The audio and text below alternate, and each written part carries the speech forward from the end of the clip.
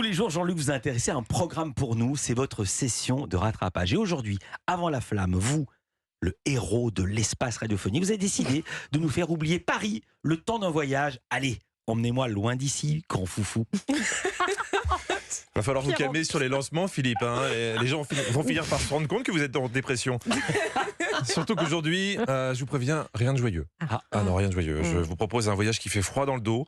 Un voyage au cœur du grand banditisme. C'était sur BFM. D'abord, ce mystérieux gang des rillettes. Qui sévit dans la Sarthe. Il pille les distributeurs automatiques de pots de rillettes. Oui, oubliez les voitures béliers dans les boutiques de luxe. Dans la Sarthe, ils braquent les distributeurs de pots de rillettes. Moi, je veux bien en faire partie. Ouais. Non, mais vous imaginez quand même le gang des rillettes. S'il devait y avoir un parrain, il s'appellerait Don Cornichon. Moi, j'ai appris deux choses avec cette news. Un, qu'il y avait de la délinquance dans la Sarthe. Deux, qu'il existait des distributeurs de pots de rillettes. Mais oui, Moi, j'ignorais. c'est ça la vraie news. Je sais que vous en aviez un chez vous, Philippe, pour vos soirées coquines entre amis.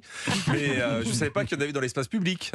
Donc là, on est sur une grosse affaire. Selon ces caméras, ces distributeurs ont été attaqués par deux hommes cagoulés. La première personne a passé 7 minutes sur ce distributeur-là, a tapé au marteau pour récupérer un pot de rillettes et 3 fromages. Ensuite, il s'est attaqué à un rôti de lapin. On est clairement sur un repas improvisé.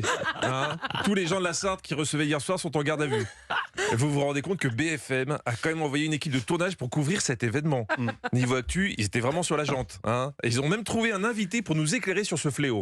Qui en veut aux rillettes ou à ses machines. Bonjour Mickaël Dehors, merci d'être avec nous. Vous êtes président des bouchers, charcutiers, traiteurs de la Sarthe et président du printemps des rillettes.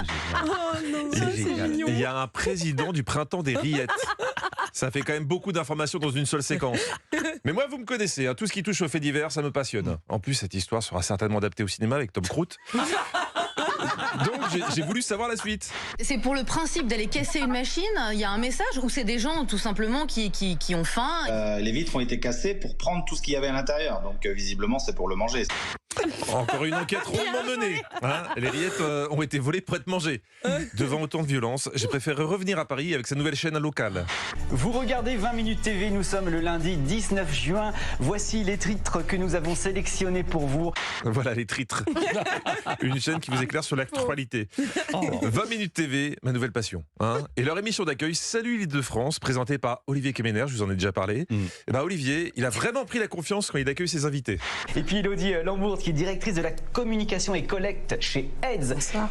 Bonjour, bienvenue. Merci et nous allons beaucoup. faire l'amour. Enfin, c'est la fête de l'amour. Vous devriez accueillir vos invités comme ça, Philippe. Vous êtes trop coincés. Essayez tout à l'heure avec Eric Emmanuel Schmitt, ça détend les gens. Et engagez-vous, Olivier Kemener, dans son émission, et n'hésite pas à mettre les pieds dans le plat. Parlons canicule. Que pensez-vous de la canicule? Nous avons un petit souci avec la planète et la preuve, les températures cet après-midi, il a fait hyper chaud, 28-29 degrés en Île-de-France. Est-ce que c'est inquiétant? Oui, salut Île-de-France, c'est aussi salut l'Apocalypse. Mais c'est bien qu'un animateur s'engage pour l'écologie. Le problème, c'est que je crois qu'Olivier est schizophrène, car 2 minutes plus tard, dans la même émission, il a dit ça. On aime bien regarder la météo avec encore de bonnes nouvelles. Regardez cette carte magnifique. Pas un nuage à l'horizon. Des températures, c'est vrai, un petit peu fraîches encore. Mais j'ose dire fraîches, avec de 11 à 13 degrés le matin, puisqu'on a été habitué à beaucoup mieux ces derniers jours. Oui, il est contre le réchauffement climatique parce qu'on va mourir, mais en même temps, il fait super chaud, c'est cool. Par moment, Olivier, il est difficile à suivre. Là, il nous parlait des pommes de terre. Les chaleurs extrêmes de l'été dernier qui ont donné des récoltes plus petites que d'habitude et donc du coup, nous sommes en pénurie. Rassurez-vous, la France est le premier producteur mondial de pommes de terre. Donc, pas de pénurie.